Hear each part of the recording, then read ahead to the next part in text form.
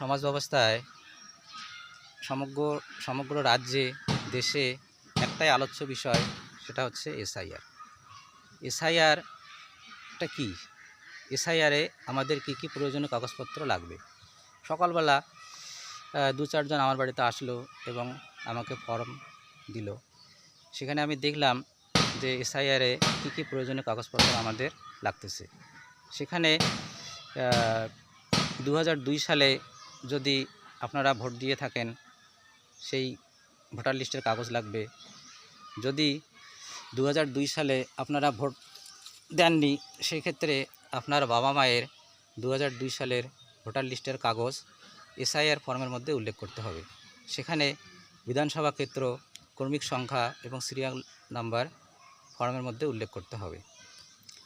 যাদের 2002 সালে ভোট দেননি বা বাবা মাও 2002 সালে ভোট দেননি, সেক্ষেত্রে ফর্মের মধ্যে কিছু প্রয়োজনীয় কাগজপত্রের কথা বলা আছে, সেগুলো আপনারা ফর্মের মধ্যে উল্লেখ করবেন। এসআইআর নিয়ে আতঙ্কিত হবেন না বা আতঙ্ক ছড়াবেন না। এসআইআর সরকারের একটা নতুন সার্জিক্যাল স্ট্রাইক, যার মাধ্যমে সরকার কিছু বিশেষ লক্ষ্য নিয়েছেন। এসআইআরের মাধ্যমে সরকার জনসংখ্যা অনেকটাই নিয়ন্ত্রণ করবে। যারা ভিন্ন দেশ থেকে ভারতবর্ষে আসবেন বলে মনস্থির করছেন, তারা 7 বার ভাববেন যে আমরা ভারতবর্ষে গেলে নাগরিকত্ব পাবো না। সেক্ষেত্রে আমাদের জনসংখ্যা অনেকটাই নিয়ন্ত্রণ হবে। জনসংখ্যা নিয়ন্ত্রণ হওয়ার ফলে আমাদের সার্বিক উন্নয়ন হবে এবং সমগ্র ভারতবাসীর উন্নয়ন হবে।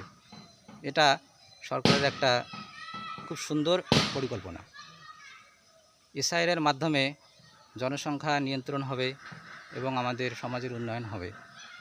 সরকার এসআইআর করলো খুব ভালো, কিন্তু এসআইআরে কিছু সময় দিলে ভালো হতো, যার মাধ্যমে জনগণ অনেকটা সময় পেত এবং তারা মানসিকভাবে এসআইআরকে স্বাগত করত। তাই আমি বলবো, আপনারা এসআইআরকে স্বাগত করেন। সমস্ত রাজনৈতিক দল এসআইআরকে বর্তমান স্বাগত করছে এবং এসআইআরের পক্ষে অনেক সহযোগিতা করছে। এসআইআরে সমস্ত জনগণকে সহযোগিতা করছে। তাই আপনারা কোনো খারাপ সিদ্ধান্ত নেবেন না। আপনারা মনে করবেন না যে আমার 2002 সালে ভোটার লিস্টে নাম নেই, আমি ভারতের নাগরিকত্ব পাবো না।